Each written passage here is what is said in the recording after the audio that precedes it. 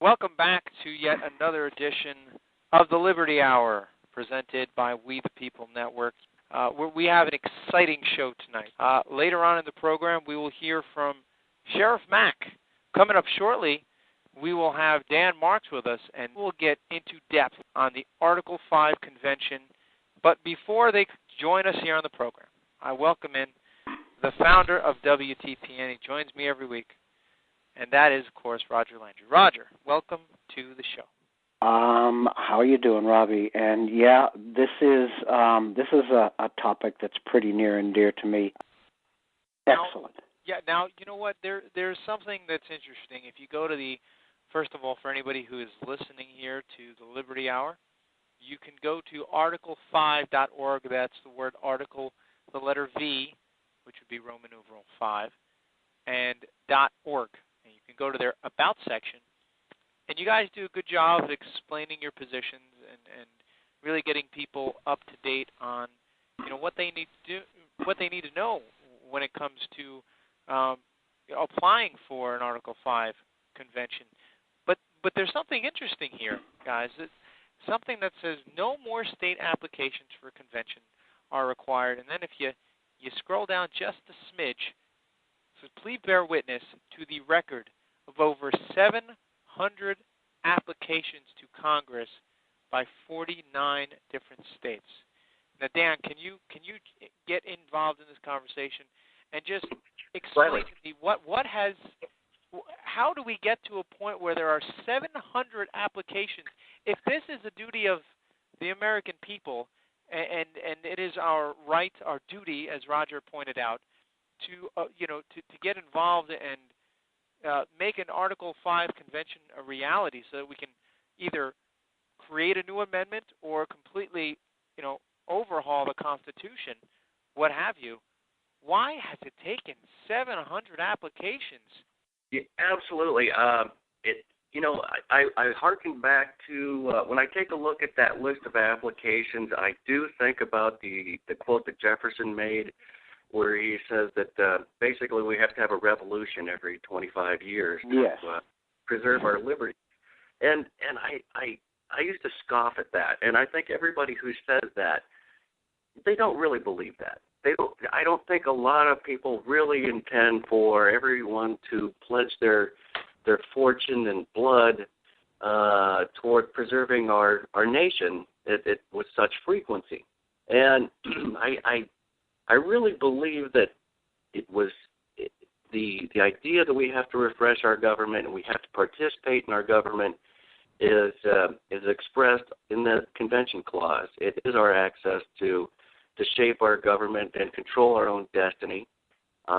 It was not a government that was set up to lord over the states.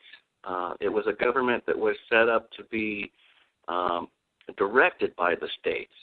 And the states are actually supposed to be in control of the government, our federal government, but over time it's become a phenomenon that these states will apply over and over and over again, almost like the waves lapping up on the beach, with such frequency that of course it should have been called by now. And I noticed that the frequency is such that it would just the mere probability that it would happen about every 20 or 25 years.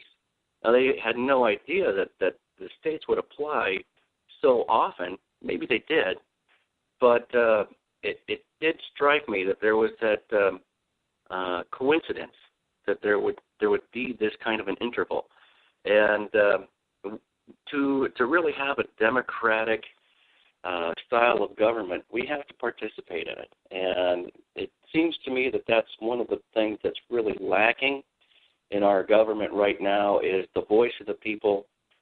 We've been marginalized. Sheriff Mack, as you mentioned, talks about how the state's sheriffs, the county sheriffs, have been marginalized by the federal government, and it's true. We all have. This is how we set that balance. Too far away from that list, I want to also point out that it was the Friends of Article 5 convention that that went through the trouble and expense of researching that, and they discovered that there was an anomaly there that needed to be researched, and I think that they deserve a great deal of gratitude from everyone for enlightening us when the Congress doesn't even archive and keep track of these. If you were to ask Congress right now, what is the count of state applications, there's no answer. We have no idea. We know exactly how many states have ratified amendments that never were ratified. We know how many states they fell short. We do not know what the official count of applications are. And when you see this overwhelming response from the states, these requests, there's one that stands out for me about the turn of the century from Wyoming in the early 1900s. The governor had even said, pointed out state after state after state have applied to this. It only takes so many states. It only takes 2/3, and the count that he came up with, I believe, was 37. And it does make you question, who's in control of this government? If we can't, I'm used to the government stripping away my rights. This isn't my right. This is the power of a state that's being denied, and that is some heavy mojo. Yeah. It's a little bit more than it was tough to swallow. And when Bill Walker, who was one of the other founders of FOABC, Friends of Article 5 Convention, pointed out to me that, all these applications that you know of, they actually add together. I believe he says it's 536.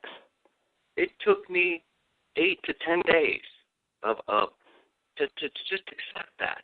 It was so tough. It was a jagged pill to realize that the government that I thought I knew is not what I thought it was. And it really underscored just how far from what our forefathers intended that we have drifted away from.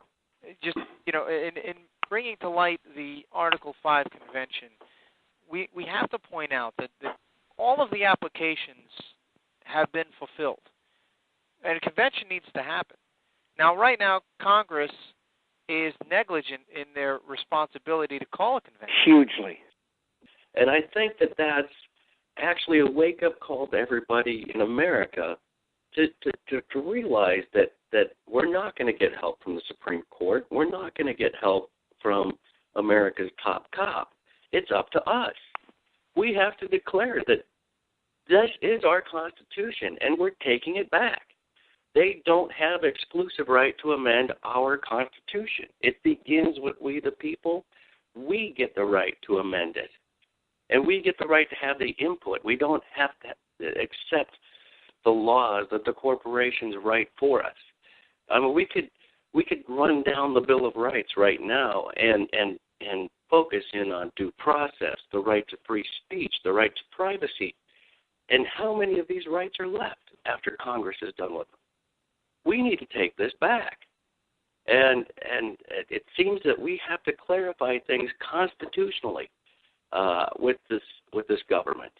And I would hope, and it doesn't get discussed a lot, but I would hope that one of the primary goals of a convention is as a systematic mechanism, whether it's a recall of senators or congressmen, no confidence vote, or somehow creating a council of governors that can reject unfunded mandates or a series of different laws that are handed down. That there should be this mechanism as part of our government that has the state's input. It was designed this way, and after it got going, it was denied as a phenomenon of our Constitution. We've let it go on. And I see the frustration. I got involved in this issue shortly after the shooting in Arizona. I realized that the people are very fed up with their government, and there's such a frustration that it's at a point of boiling over. We just saw an ugliness in countries like England, where we have violence and burning in the streets and riots. In Canada, we have millions of people on the streets. In Japan, there are millions of people on the streets, and they never speak up to power. There's something extraordinary going on in this world, and the people are rising up. And what separates us from countries like Egypt and Tunisia is Article 5. Our forefathers had the genius of giving us this mechanism, and we need to use it because it's that or Congress or violence, and there's no choice when I looked at those kinds of options. Awareness is the key, and it does bring me also to the report that was released yesterday by the Congressional Research Service, and they explained to Congress that there is a rise in interest in amending the Constitution from various different groups, and they're discovering the Article 5 process. And they're telling Congress that with the tools that we have today, like WTPN, and thank God we're teaming up together and we can do this together, but we can reach a lot of people and make them aware of the tools that we have. Yes. And what they're getting at in that report that came out yesterday is that with the advent of social media and YouTube and everything that we have at our fingertips now, it looks like we can create the kind of uprising that would be much more successful than any previous campaign.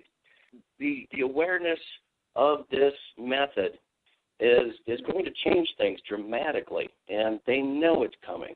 Congress is bracing themselves for one clear call from the American public to demand our right to alter and abolish, as the case may be. You know, you talked about danger. We've heard that he was told that an Article 5 convention of the Constitution would be dangerous, and others have pointed out the dangers of an Article 5 convention. I love how that word is a runaway convention. Let's define that, Robbie. A runaway convention. Yes, but I have a simple way to look at that. Actually, there's no difference. It actually comes from it's just the origin.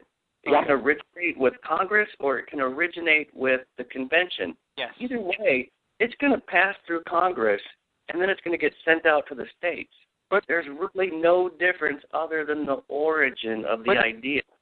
What is the danger? That's because I love how government uses these scare tactics for people when they start to have these ideas and motivations and start to understand a topic, one that's very important to really our government's existence, our Constitution's existence.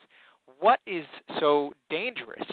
What would be the first amendment that you would either alter or you would add to the Constitution, Dan? Well, my first desire is to get a separation of corporation and state, getting money out of politics, the corruption that's institutionalized in our system. I would also like to see government to get some control over the Department of Defense and our foreign policy and why we have so many bases all over the world that are draining our economy. I see it as a burden on us to police the world rather than a benefit. Balanced budget. Balanced budget. I'm a progressive, but you're going to find that idea was changed just slightly so that there was a pay-as-you-go policy so that it gets us to a threshold where we can operate our government without shutting it down. You're going to find that idea is appealing to the left. You're going to find that ideas like the line item veto are also appealing to the left. And on a number of social issues, we might find cooperation on the right. We have to hit 66%. I think we can all agree on some basic philosophical, universal ideas and come together on some ideas and put those in the Constitution and have much more agreement than people think. He recently ran for Congress in the 21st District in Texas, and he is kind enough to join us here tonight. Sheriff Mack, welcome to the Liberty Hour. Well, Robbie, thank you so much. It's great to be with you, and I really deem it an honor to be with you and the We the People Network. Very nice. Let me ask you a question, okay?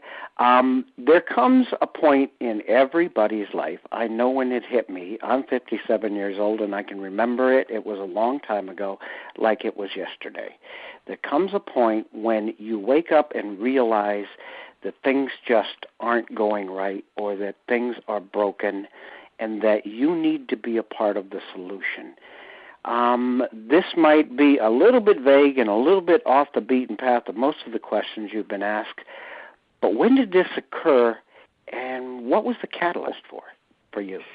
Wow, that's an excellent question, and it is in some of my books. There definitely was that experience for me, and it was when I was a police officer in Provo, Utah, and I had been a cop for about 3.5 years, and I had just finished an undercover stint, and that really was a pivotal time in my career and in my life. And it's when I started looking at the numbers game within law enforcement, and I started wondering what all of this was for. Why are we writing all these tickets? Are all these tickets appropriate? And I saw all these tickets, and we were issuing them to people who really hadn't done anything wrong, who had never threatened anybody, who had not hurt anybody, they had not posed any kind of a threat to anyone. And I thought, well, here it is. People really haven't done anything wrong, haven't hurt anybody, haven't threatened anybody, and we're taking their property away from them like nobody's business. And I looked it up, and the last time I looked, it was $7 billion a year just on radar tickets alone. Wow. And our department was extremely addicted to numbers. Just get out there and bring in the numbers. Make as many arrests as you can, write as many tickets as you can. And then the department, of course, turned around and used those statistics to show the city council and the mayor that we're out there really kicking butt and we're really doing our job. Well, I'll tell you, I got disenchanted with that, and one day I'm writing tickets, and this is when I became really disenchanted with it, and I was already starting to study this and question it, and I really started to question the drug war and why we go after people who smoke marijuana. And I've never smoked marijuana except when I was an undercover cop when I had to protect my identity. But I've never smoked it since, never smoked it before, ever in my life, ever. And I hope other people don't either, but I saw when I was undercover that it was less harmful than drinking alcohol. And so I said, why are we doing this? And I just kept, so many of these questions were just racking my brain. And one day when I'm out there, I'm writing tickets, and this lady runs a stop sign right in front of me. And I thought, oh, great, I've got me another one, because when she finally noticed that I was there, she immediately pulls over because she knows she's had it. Now, she didn't run the stop sign on purpose. Again, she didn't hurt a soul. She didn't mean to do it. Her 4, 5, 6 kids were really giving her a hard time, and she was trying to settle them down, and she lost track of where she was on the road, and she ran the stop sign. And I was the closest living thing to her, and she certainly didn't threaten me. But you know what? I'm going to write her a ticket. And why? Because I get statistics for it, and I get praise at my office for it, and from my sergeant, lieutenant, and the chief. And so when I get up to the car, she has her license and registration already out the window, and it's obvious this lady is having a horrible day. And I'm not making it any better. But I just start writing the ticket, and she didn't cry. She didn't try to talk her way out of the ticket. Some of her kids are still fighting and crying and screaming, and she's just ignoring them. She's escaping. She's somewhere else. And she's just staring through the steering wheel, past the steering wheel through the windshield, and she is really depressed, discouraged, and this ticket was pretty much the last straw for her today. And while I'm writing the ticket, I just glance down at her every now and again, and at the end, the officer, which I did, signed my name and my serial number. And then I paused, and I looked down at this dejected, depressed woman. I looked at her snotty-nosed kids. I looked at her cruddy old dilapidated car that wasn't worth $250. And then I looked at me. And I asked myself a couple of questions. I said, Mac, is there anything you're doing here that's helping this family? Is there anything you're doing here that's bringing honor to the badge you wear on your chest? Well, this was the epiphany for me. I kept the ticket. I couldn't give it to her. I realized that, yes, she was the one that had run the stop sign, but I was the one in the wrong. And wow. I didn't want to be a revenue agent. I didn't want to be a tax collector. I wanted to be a public servant. And I went back to the police station, and it was just a few blocks from where I was, and I tore up that ticket and put it in the trash can, and I wondered why I was a cop the rest of the night, and I started looking for an answer. Why do we have police? Why do we have government? Why am I in this position? Why am I in this career? And the next day I came back to work early, and I'm looking for the answer, and I'm praying to God that he'll help me find the answer. And I walk around the police station, and I'm just looking for something. I don't even know what I'm looking for. And then I went to the city side, and I went into the city clerk's office. And she goes, Officer Mack, can I help you? And I don't know why I said this. I swear to God, I do not know why I asked this.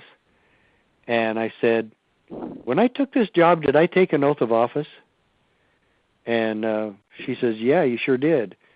You signed it. And before I could even ask, she burned me a copy and handed it to me. And then I'm not kidding you, I was going to go quit my job. Do you know why? Because I was a liar and a hypocrite. I took an oath to uphold and defend, protect, and preserve the United States Constitution, and I never once studied the Constitution. I never once tried to keep that oath. I never once studied the Bill of Rights. How do you swear an oath to something that you don't know anything about and that you've never read? And so instead of quitting my job, and I almost quit, I'm serious, I almost quit, but I decided that instead of quitting, that I would repent and that I would study the Constitution and the Constitution of Utah, which is part of the oath, yep, and that I would become a constitutional guard. I love the Constitution. I love the Founding Fathers. I kept reading. I studied about Jefferson and Patrick Henry and Gouverneur Morris, who wrote the Constitution. And then I took a class from Dr. W. Cleon Skousen, the Constitution for Peace Officers, and I loved it, and I gained a real appreciation for Dr. Skousen. I read his book, The Making of America. It increased my motivation to be patriotic and to be a constitutionalist. And I took another oath while I was at his seminar, and I said, I will never be on the wrong side again. And I continued on with my police career, and about 5 or 6 years later, I moved home to Arizona, ran for Graham County Sheriff, and I was elected twice. And then in 1994, I was the first sheriff in American history to file a lawsuit against the federal government and win a landmark decision at the United States Supreme Court. And that's brought me to you today. Wow. That's certainly a compelling story and very moving one,